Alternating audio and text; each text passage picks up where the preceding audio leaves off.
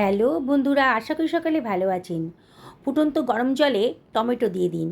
টমেটোগুলো অবশ্যই মাথাটা একটু কেটে দেবেন, মানে কাট লাগিয়ে দেবেন। আর দিয়ে দিন হাফ বাটি মতন বাদাম, এই 4 টেবিল চামচ মতো বাদাম দিয়ে দিন। দেখুন, অসাধারণ টেস্টি একটা রেসিপি তৈরি হয়ে যাবে। সামান্য এই উপকরণ দিয়ে এত অসাধারণ টেস্টি রেসিপি হতে পারে আপনারা কল্পনাও করতে পারবেন না। আমি এটা ঢাকা দিয়ে দিলাম মিনিট 2-3 জন্যে। হাই ফ্লেমেই রেখেছি। দেখুন, বোঝাই যাচ্ছে টমেটোটা বেশ নরম হয়ে গেছে আর বাদামগুলোও বেশ নরম হয়ে গেছে। একটু নাড়াচাড়া করে দিলাম। এবার গ্যাসের ফ্লেমটা অফ করে এটাকে আমি সরিয়ে নিচ্ছি। একটা ঝাঁঝরিওয়ালা পাত্রের ভেতর এটাকে ঢেলে দেব। সেদ্ধ করা জলটা কিন্তু ফেলে দেওয়া যাবে না, খুবই পুষ্টিগুণে ভরপুর এই জলটা। এটা দিয়ে কিন্তু আমি রান্নাটা করে ফেলবো।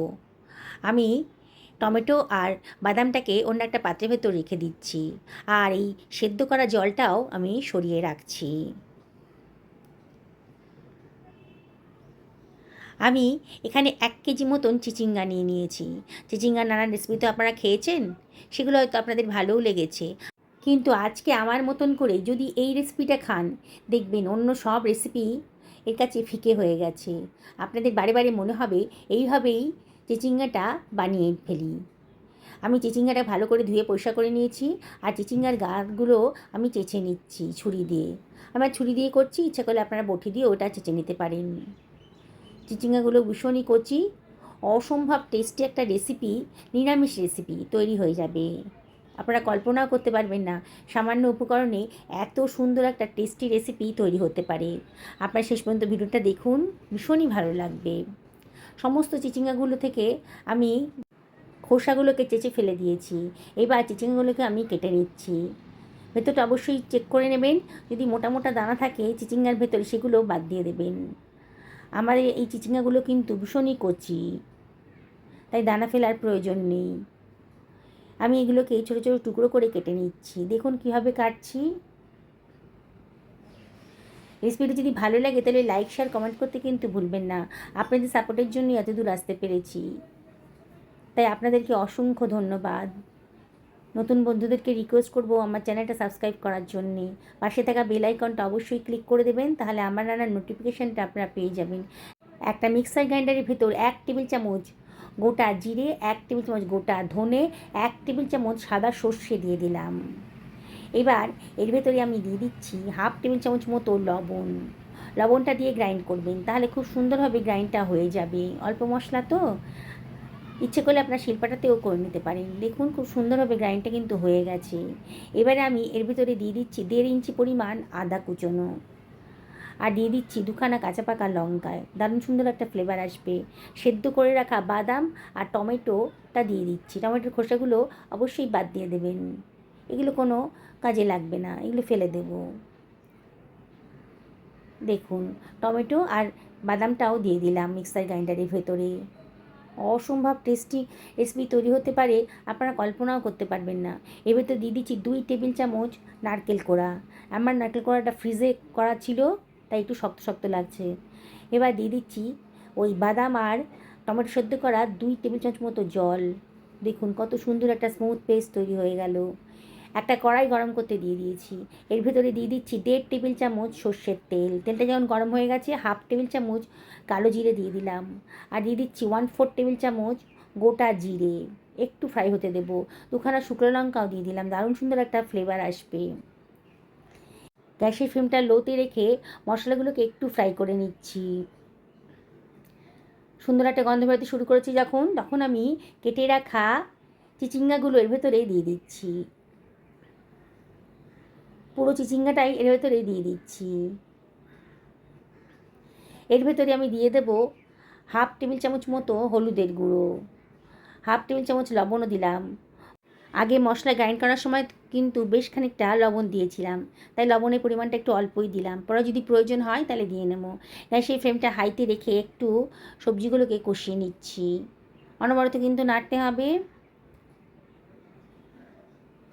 যেসব বন্ধুরা ফেসবুক থেকে রেসিপিটা দেখছেন তাদেরকে আমি রিকোয়েস্ট করব আমার পেজটা ফলো করার জন্যে। দেখুন অনবরত কিন্তু নাড়ছি, বোঝাই যাচ্ছে আস্তে আস্তে কাঁচা ভাবটা কিন্তু চলে যাচ্ছে। এবার মিনিট 2 বাদে আমি গ্রাইন্ড করে রাখা মশলার পেস্টটা দিয়ে দিলাম। গ্রাইন্ডারটা ধুয়ে অল্প জল ওর ভেতরে দিয়ে দিচ্ছি, দিয়ে আবারও সব কিছু খুব ভালো করে মিশিয়ে নেব। দেখছেন তো বন্ধুরা বানানোটা কতটাই সোজা। একবার যদি বানিয়ে খান না, বারে বারে কিন্তু চিচিঙ্গার এই রেসিপিটা আপনাদের বানিয়ে খেতে ইচ্ছে করবে। যে কোনো নিরামিষের দিনেই কিন্তু এটা আপনারা বানিয়ে ফেলতে পারেন। লুচি, রুটি, পরোটা, ভাত যার সাথেই খান না কেন, অসম্ভব টেস্টি। দেখুন সব কিছু খুব ভালো করে মিশিয়ে নিচ্ছি। আমি হাফ টেবিল চামচ মতো কাশ্মীরি লঙ্কার গুঁড়ো দিলাম।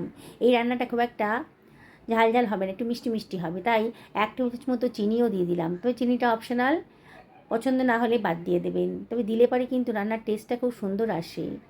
নিরামিষ রান্না খুব একটা ঝাল ভালো লাগে না।